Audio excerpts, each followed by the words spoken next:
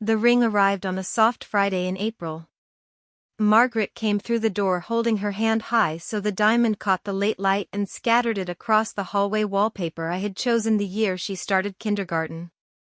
I was at the kitchen table writing the grocery list in the same chair where I once wrote her college essays beside her. I set the pen down, wiped my hands on the apron she used to hide behind when thunder came, and opened my arms. She let me hold her for exactly 2 seconds. Then she stepped back and the warmth began to leave the room. His name was Benjamin. Old banking money, new certainty. His mother wore pale pink silk and spoke of the garden shower at the club before she ever asked how I was keeping. That evening we sat in the living room where the grandfather clock still measured every important moment we ever had. Margaret spread glossy invitations across the coffee table, pastel envelopes, calligraphy, a garden party for 50 of her closest friends. I touched one envelope gently. "Will I be helping with the tea sandwiches the way we always did for birthdays?" I asked. She smiled the way you smile at someone who has offered to bring paper plates to a gala. "Mom, Benjamin's mother is handling everything. It's going to be very elegant." I poured tea no one tasted. I watched her fingers trace the raised lettering and felt the first small invitation slip from my hands. The weeks that followed were quiet erasures. My name disappeared from the planning texts. Phone calls returned later and later. Dinners cancelled because Benjamin's mother needs to approve the flowers. I told myself it was normal. Brides become centerpieces long before they become wives. Mothers learn to stand farther back. That is the silent agreement we sign the day we first feel them move inside us. One Sunday in May she came alone. She sat on the edge of the sofa, knees together, hands folded the way she used to when she had broken something expensive. "Mom," she said, studying the carpet instead of me, "the shower is very curated. Benjamin's family feels it should reflect their circle." I waited. The clock ticked. She finally looked up. "I think it would be better if you didn't come. You might embarrass me." I remember tasting salt though I had not cried. I remember smiling the small, harmless smile widows perfect over years of practice. "Of course, darling," I said. And the invitation in my heart was quietly cancelled. June arrived warm and fragrant. The peonies outside the kitchen window opened the same blush pink they had the year Margaret learned to walk toward me across the lawn. I watched them from the same chair where I once rocked her through colic and nightmares. The envelopes began arriving almost daily. Thick cream stock with the country club crest in silver. Floral deposit, $11,400. String trio, $4,200. Custom linen rental, $6,800. Each invoice addressed to me alone, though I had never been invited to the party. I laid them in a neat stack beside the salt cellar on the kitchen table. I paid them quietly from the household account Margaret still believed was joint. I did not ask questions. I simply signed my name the way I had signed permission slips and tuition checks and every hospital form when she was small. One warm afternoon I drove to the country club unannounced.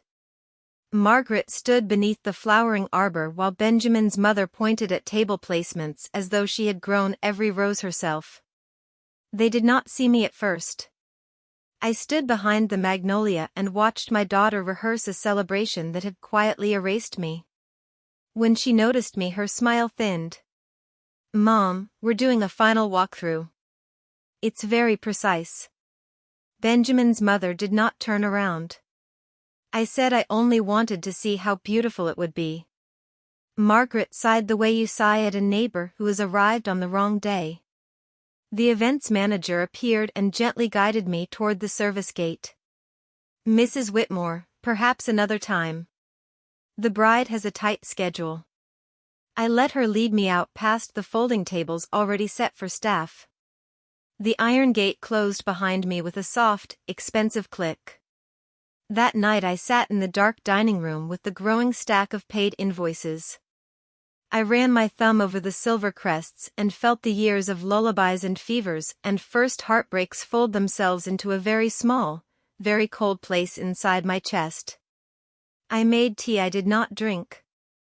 I looked at the photographs on the sideboard: Margaret missing front teeth, Margaret in a graduation gown, Margaret asleep on my shoulder the night her father died. And somewhere between the second and third photograph I stopped waiting to be asked back into the garden.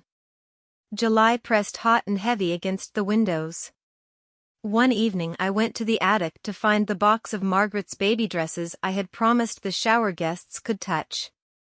Behind the cedar chest, wrapped in the same lavender apron I wore the day she was born, lay the small walnut box my husband pressed into my hands the week before he slipped away. I carried it downstairs and laid it on the kitchen table beneath the lamp we used for birthday cakes and hospital bills and every promise we never broke. The little brass key still hung on its ribbon beneath my blouse. I had worn it for 18 years without knowing the exact moment it would matter. The lid opened with a soft, patient sigh. Inside were folders bound in navy ribbon and one thick cream document folded like a secret. I unfolded it slowly. The master catering contract for the country club, signed in 1995 by my husband under the company name Lavender Apron Events, a business he quietly built and never spoke of, transferred solely to me upon his death. Every bridal shower, every wedding, every garden party at that club for the past 30 years had been served by chefs whose paychecks carried my signature alone. At the bottom, in his careful handwriting that still looked freshly inked, "If anyone ever asks you not to come because you might embarrass them, cancel the service and let the garden stay empty." Some tables are only set by the hand that was never invited to sit. Beneath the contract lay a single pressed peony from the day Margaret was born and a note, "For Eleanor. You were always the hostess. Love forever, Robert." I read until moonlight moved across the table and laid silver on the unpaid invoices. Then I read again by lamplight while the peonies outside the window closed their petals against the dark. I closed the box, laid my palm on the warm walnut, and felt the house settle around me like an old friend who had simply been waiting for the right page to turn. That night I began moving money the way moonlight moves across still water, slowly, silently, leaving no wake. I kept the master contract on the table beneath a vase of white peonies that opened and closed with no one to see. Some nights I walked the hallway touching the walls he paneled himself. I left every light burning because darkness felt too forgiving. The brass key now hung openly against my heart like a second, steadier pulse. And every morning I laid the contract beside my teacup and watched the light move across the embossed crest that had never belonged to Benjamin's mother at all. I was no longer paying for a party I was not invited to. I was simply waiting for the morning I would send my regrets. August arrived golden and slow. I rose early, made coffee I barely tasted, and opened the walnut box each morning like a quiet prayer. I laid the master catering contract in the center of the kitchen table, weighted with the same crystal vase that had held my wedding roses in 1977. I telephoned Lavender Apron's private office from the village library on Tuesdays when Margaret thought I was at watercolor class. I used the soft, slightly confused voice of a widow who just wants to be sure everything is perfect for my daughter.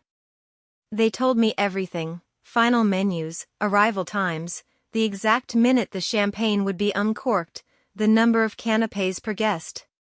I wrote every detail in a small dove gray journal, the color of the dress Margaret had asked me to wear so I would blend it. Page by page the journal filled with quiet thunder. At night I moved money the way fog moves across the garden, slowly, completely, unseen. Never enough to raise alarm, always enough to matter when the first tray did not appear. By September the final $18,000 sat untouched in the Lavender Apron account, waiting only for my word. Margaret came once in October. She breezed in wearing linen and new certainty, carrying swatches of blush and ivory. She spread them across the kitchen table without seeing the contract beneath the vase. I poured tea she did not drink. She looked up and noticed the dove-gray journal. Her smile thinned. "Mom, you're not still writing checks, are you?" Benjamin's mother paid everything. I stirred my tea once, twice. "Just remembering," I said. She laughed the way you laugh at someone who still keeps recipes in longhand. Then she gathered her swatches and left without noticing the peonies had been changed to white, the exact shade of the napkins that would never be folded. That evening I stood before the hallway mirror and practiced the small, pleasant smile that made chefs and accountants tell me their secrets. I practiced writing the final check in Robert's fountain pen. I practiced breathing in a house that was learning to belong only to me again. November came cool and final. The last invoices arrived, smaller, hurried, marked urgent. I paid them all from the lavender apron account she had never known existed. Some evenings I sat on the porch with tea that steamed only for me and listened to the garden preparing itself for silence. I was ready. Not angry. Simply ready the way winter is ready long before the first leaf accepts it is time to fall. It was a Thursday in early December, the kind of gray morning that makes the kitchen feel smaller than memory. I was at the table buttering toast I would not eat when the telephone rang twice. Margaret's voice was soft, almost pleading. "Mom, please don't come to the shower tomorrow. You'll embarrass me. Your dress is wrong, your stories are too long, and Benjamin's mother says it will ruin the aesthetic." I listened to her breathe across the miles. I looked out the window at the winter garden sleeping under frost. I looked at the dove-gray journal lying open to the page that listed every minute of her perfect afternoon. I said only, "I understand, darling. I wouldn't want to embarrass you." She exhaled relief so sharp it cut. "Thank you, Mom. I knew you'd be reasonable." She hung up before I could say goodbye. I set the receiver down gently. I finished buttering the toast, cut it into perfect triangles the way she liked when she was 7, and left it on the plate to cool. Then I walked upstairs, opened the wardrobe, and took out the blush-pink dress she had chosen for me months earlier. I laid it across the bed and looked at it for a long time. Afterward I went to the living room and sat in the wing chair by the window where sunlight used to fall across her hair while she read. I took the brass key from around my neck, opened the walnut box, and removed the master catering contract. I held it in both hands and felt the paper warm as living skin. I made one telephone call. To the private number written on the contract's final page. A woman answered on the second ring. I gave the contract number. I said only, "Cancel tomorrow's service at the country club. Full refund to Lavender Apron Events." No further explanation required. She asked no questions. She simply said, "Confirmed, Mrs. Whitmore. The trucks will not leave the depot." I hung up. I walked to the kitchen, made tea I finally tasted, and wrote a brief note on heavy cream stationery. "My dearest Margaret, I regret I will be unable to attend your bridal shower after all. Something unavoidable has come up. Wishing you every happiness. Love, Mom." I sealed it, addressed it to the country club, and posted it myself. Then I sat at the table in my robe and slippers and listened to the clock mark every minute that would never be served. Outside, the frost glittered like scattered sugar no one would ever taste. I was not angry. I was simply absent the way winter is absent of flowers, clean, complete, and impossible to argue with. The country club garden waited beneath a pale December sun. 50 women in pastel dresses drifted beneath the flowering arbor, programs fluttering like small white flags. The string trio tuned their instruments. The tables stood bare. At 11:15 the first guest noticed. At 11:20 the planner began telephoning. At 11:30 Margaret appeared in clouds of blush silk, smile perfect, only to find the lawn empty of every silver tray, every flute, every canopy that had cost more than most monthly salaries. Benjamin's mother hurried forward, pearls swinging, face tight with panic. She spoke rapidly into her phone, then paled. She looked at the silent kitchen doors, then at Margaret with something close to fear. Guests began to understand. Phones appeared. Texts flew. Lavender Apron's office answered no one. The trucks had never left the depot. Margaret walked the length of the garden alone, heels clicking on the stone path, searching for a single waiter who would never arrive. She found only my note pinned to the wrought iron gate with a pearl-headed pin. She read it once. She read it again. Her bouquet slipped from her fingers and struck the path with a soft, expensive thud. White petals scattered like small apologies that would never be spoken. The string trio played on for a while, then stopped mid-phrase. Guests drifted away in pastel confusion, murmuring about sudden emergencies and caterers who vanish. The arbor stood empty of its heart. I was not there to see it. I was home, sitting at the kitchen table in my robe, drinking tea that finally tasted of something. The blush-pink dress still lay across the bed upstairs, unworn, unnecessary. They say the photographs from that day are almost beautiful, 50 empty chairs beneath a flowering arbor, a bride in blush silk holding a single cream envelope. The wedding itself went forward months later with different caterers, smaller smiles, and a garden that never quite forgot the day it stayed bare. Margaret came to the house one February afternoon when the peonies were only tight green buds. She stood on the porch in boots and the same coat she wore at 17 and asked if the lavender apron was still in the attic. I made tea. We sat at the kitchen table where every important invitation had once been written. She cried without sound. I passed tissues the way I once passed warm milk at midnight. When the cup was empty she whispered, I thought she paid for everything. I looked at her for a long, steady moment.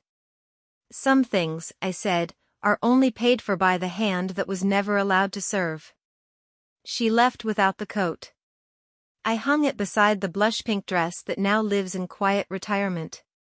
Some evenings I open the walnut box and touch the pressed peony from the day she was born. I walk the hallway of photographs and pause at the empty space where the shower portrait should have hung. I do not fill it. Some absences are more honest than any picture could ever be.